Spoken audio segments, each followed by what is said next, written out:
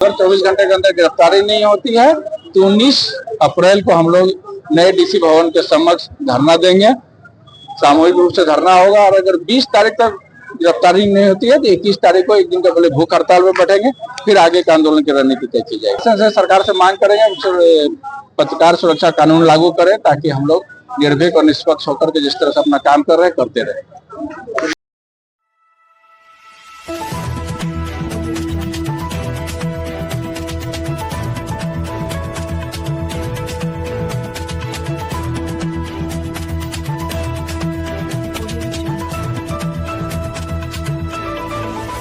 धनबाद में पत्रकारों पर हमला के खिलाफ काला बिल्ला लगाकर धनबाद के रणधीर वर्मा चौक पर 1 दिवसीय धरना प्रदर्शन।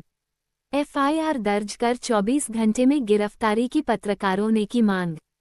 धनबाद में कांग्रेस कार्यकर्ताओं के द्वारा पत्रकारों पर हमला के विरोध आज प्रेस क्लब धनबाद की ओर से पत्रकारों ने काला बिल्ला लगाकर रणधीर वर्मा चौक पर धरना प्रदर्शन किया और पत्रकारों के साथ मारपीट में शामिल जिला कांग्रेस के कार्यकारी अध्यक्ष के 2 पुत्र 2 भाई पर प्रशासन से कार्रवाई की मांग की गई है।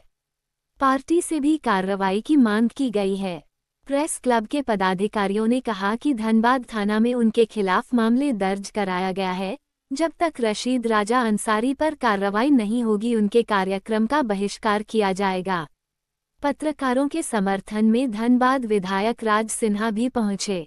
बता दें 16 अप्रैल को नेशनल हेराल्ड मामले में ईडी की कार्रवाई के खिलाफ कांग्रेसियों के द्वारा धनबाद के रणधीर वर्मा चौक पर प्रदर्शन कार्यक्रम था, जिसमें कांग्रेस के ही 2 गुट आपस में भिड़ गए। रॉड डांटे से जमकर मारपीट हुई। इस बीच कवरेज कर रहे पत्रकारों पर भी कांग्रेसियों ने हमला बोल दिया। कई फोटोग्राफर पत्रकार के साथ मारपीट की गई। कई लोगों को चोटें आई है। ये देखिए, जो पत्रकारों पर जो हमला हुआ, इतना क्रूरतापूर्ण बर्बरतापूर्ण हमला और खुलेआम सड़क पर, ये इस बात का परिचायक है कि एक तो यहाँ सबसे पहले जो भी संगठन, राजनीतिक संगठन हो या कोई, खास करके कांग्रेस का जो सवाल है, यही कारण है कि 140-45 वर्ष पुरानी पार्टी की आज ये दशा है। उन लोगों को इस पर सुधार करना होगा, अन्यथा इसी तरह प्रखंड से लेकर ऊपर तक जो ये बहरा गए हैं तो इसी तरह निर्वासित होते रहेंगे। 1-2 नेता अगर इनके राष्ट्रीय हैं भी, जो बाकी लड़ाई लड़ना चाहते हैं, कुछ करना चाहते हैं, तो वो नहीं जीत पाएंगे। इस हारे हुए लोगों का, चरित्रहीन लोगों के कतार के बल पर आप ये युद्ध लड़ेंगे, वो युद्ध कहीं जीता जाएगा। ये चारित्रिक बल से कोई भी लड़ाई जीती जाती है।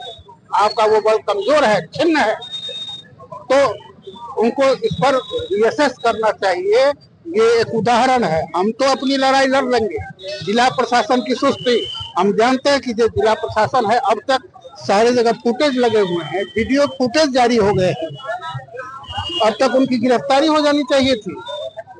हमारे एफआईआर करने के लिए आप रुके हुए हो। एफआईआर तो हो चुका, क्या करते हो देखेंगे।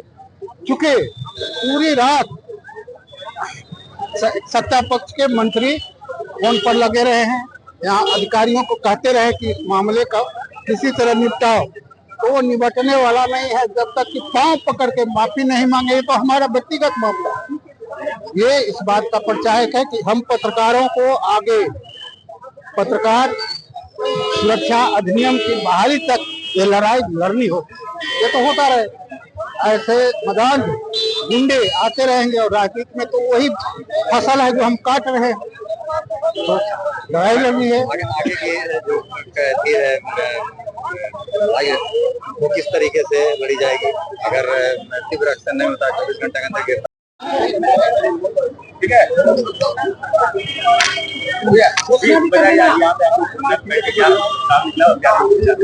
आज ये विरोध प्रदर्शन कार्यक्रम था।